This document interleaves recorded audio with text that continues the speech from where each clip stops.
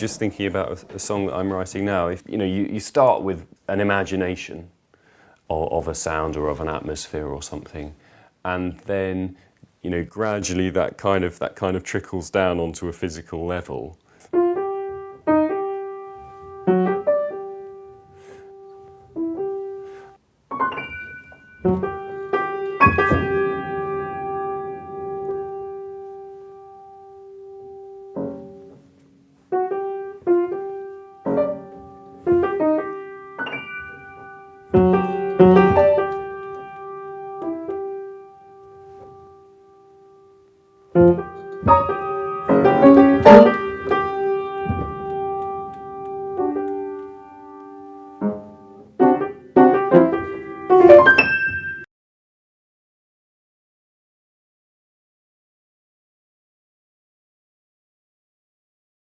This is the first song in Dichte Liebe, in Wunderschönen Monat Mai.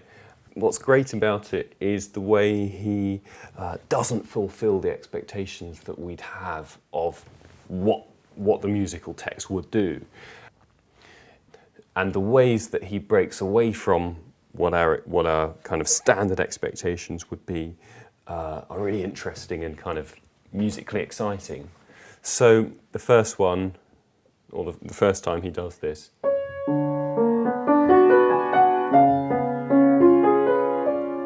is really just at the end of the first two bars.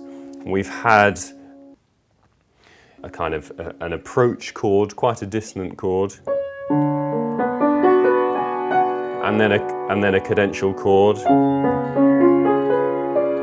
But instead of resolving it like you might expect into the tonic chord, he simply repeats those first two bars.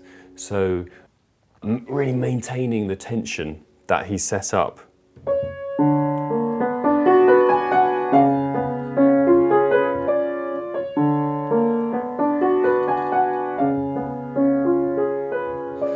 So really lengthening, in a way, what you'd expect, really lengthening it and creating that wonderful atmosphere. Then the voice comes in, and again, what we might expect is that cadence into the home tonic.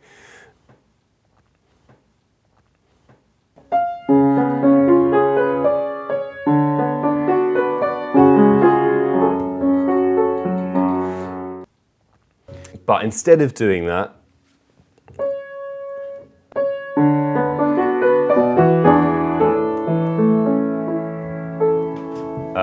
which of course goes with the words "in the wonderful month of May," and suddenly the music opens up. It's that beautiful sunny A major moment.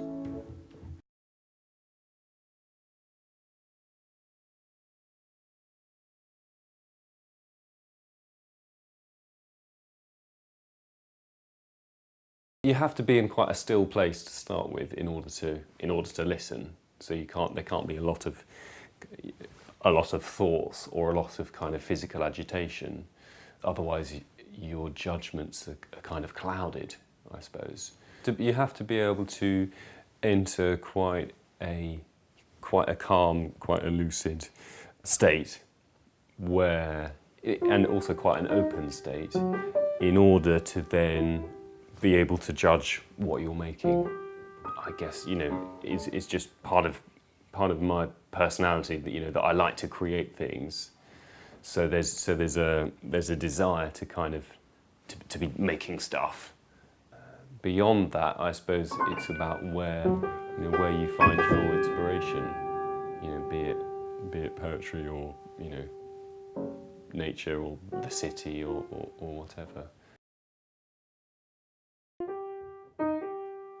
The initial idea might come with a lot of energy and a lot of agitation, as it were, and in fact you might need that energy in order to get anywhere, to get any notes. You need that force, if you like.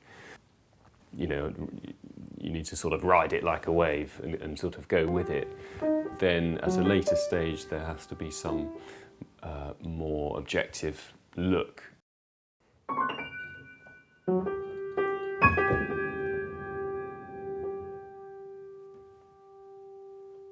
I stayed with this composer in Sweden for 6 weeks, and we spent a lot of the time in the basement fixing the boiler. And he talked a lot about how, you know, that was an integral part of composition, just as, you know, the what we normally think of as being composing was. You know, fixing the boiler is necessary for, you know, writing music.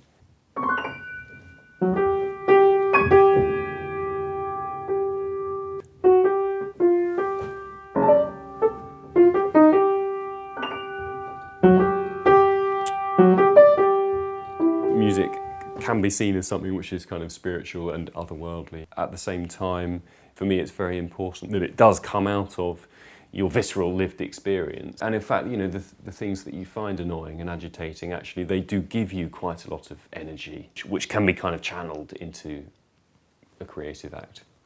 Being in that slightly uncomfortable situation gives you the energy that you need when you then go back to the desk.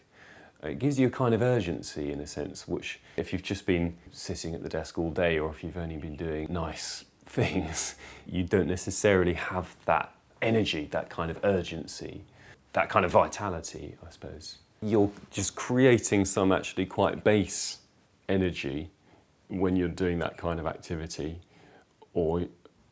and then if somehow you manage to, in some kind of, or sometimes in a kind of alchemical process, you manage to sort of transmute that into something which is quite fine and which can then be, you know, used in a creative way. And I mean, that's a very difficult transmutation of energy to achieve. Certain situations allow you to access a kind of energy which you're not always able to contact otherwise. It's in those moments craft is more conscious, really, and because you're kind of you're creating, as it were, raw material. So craft is there because, you know, you've got an innate sense of craft through your education, through your likes and dislikes, you know, through all of that. But then the way I see it, I suppose, is that then craft comes to the fore later when you're working the pieces together, or when you're revising, when you're, you know, stretching or cutting or splicing, or, you know, whatever process you're involved in. A lot of the time, the process of composition is, you know, is impossible. It's really difficult. Everything that you're writing is kind of contingent on things that you have written, but it's also contingent on things that you haven't yet written. You know, and you can't write those things yet because you've not written what you've written, but you need to know what those things are in order to write what you're trying to write at the moment. So a lot of the time it's you know, difficult or even impossible. But then sometimes, you know, when you're really in touch with the language of the piece that you're writing, then the kind of the gates are open somehow, and you can kind of flow along in a zone where the creative energy is balanced by craft, or craft manages to keep up with it. That might be another way of putting it.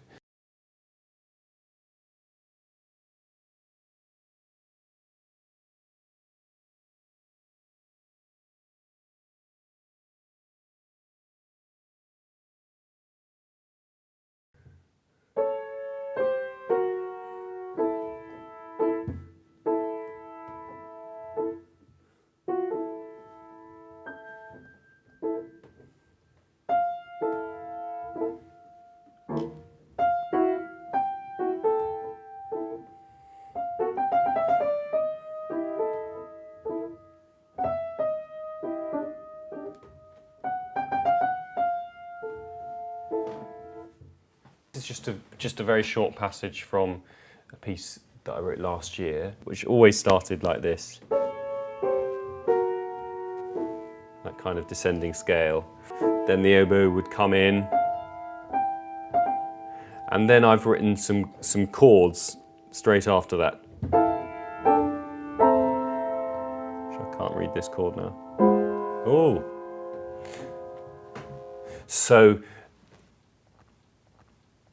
I kind of had a number of different options, if you like, as to where the music could go from there.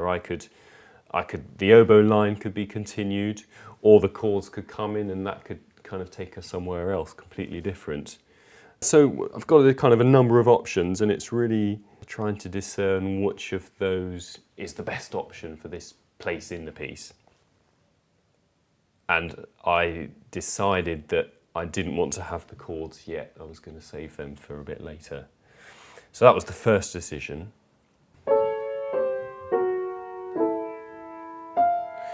Then I must have decided that I didn't want the oboe to come in straight away, because that was kind of too soon, a bit of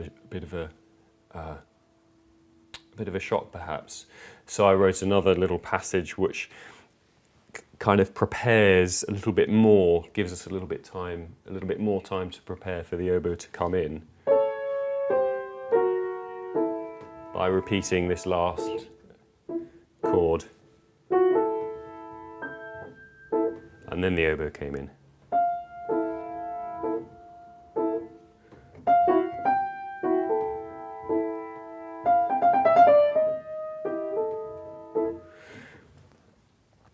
And actually that second draft was reasonably close to what I ended up with. Just an interesting thing that happened on the way. Above that draft, I, at a later stage, wrote extend, because I obviously felt that bit kind of wasn't quite right, and it needed to be longer. Comparing that, however, with the final score, actually, it isn't any longer. So, but what's happened is that the components have been shifted round. They're not in the same order, and so that changing of order kind of has done the same thing as what the extension would have done, but without making it any longer. Because I think I quite liked the fact that it came in slightly before you expected it.